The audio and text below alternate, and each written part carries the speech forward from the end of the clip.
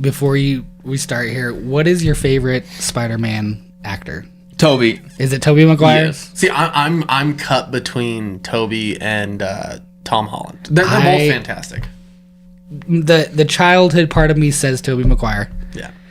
But then the realistic, as close as it is to the comic books, it's probably Tom Holland. Yeah. Yeah, and that's like the weird thing is like Tobey, like it's like very nostalgic. But like, and I think his Peter Parker is better than his Spider-Man, and Tom Holland, he's like good in both realms, Peter Parker and Spider-Man. Yeah. Right. Whereas I think so. If we're going just based off of purity, if we're going who is the best Spider-Man, weirdly enough, I'd say it'd be more between Andrew Garfield and Tom Holland. But if we're saying overall performance, in my opinion, it's Tom Holland. If we're going Peter Parker, it's Tobey. Like there was a lot of mixture there where Andrew Garfield had a lot more or less sarcasm and the witty like one-liners and stuff, where it was more like the comics when he's sitting there fighting bad guys and he just diminishes like the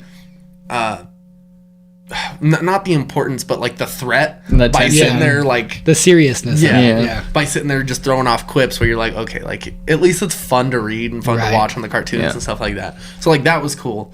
So like it feels like every one of them had their own thing to bring to the table. Oh yeah, absolutely. But if I had to pick an overall favorite, it'd probably be closer to Tom Holland. I like another thing. I should say the one thing I don't like about the newer Spider-Mans is he has a web machine, which is from the comic book that's more accurate. Yeah.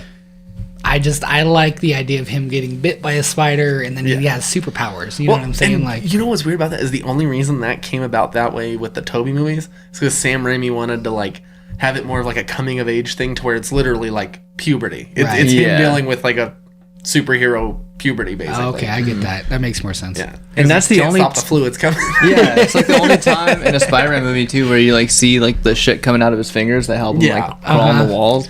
And see, here's the crazy part is not that spider or superhero filmmaking gets lazy, but you'll get a origin story with one and then it'll make it to where it's easier to tell the origin story in the next one, even to the point where they just stop telling origin stories.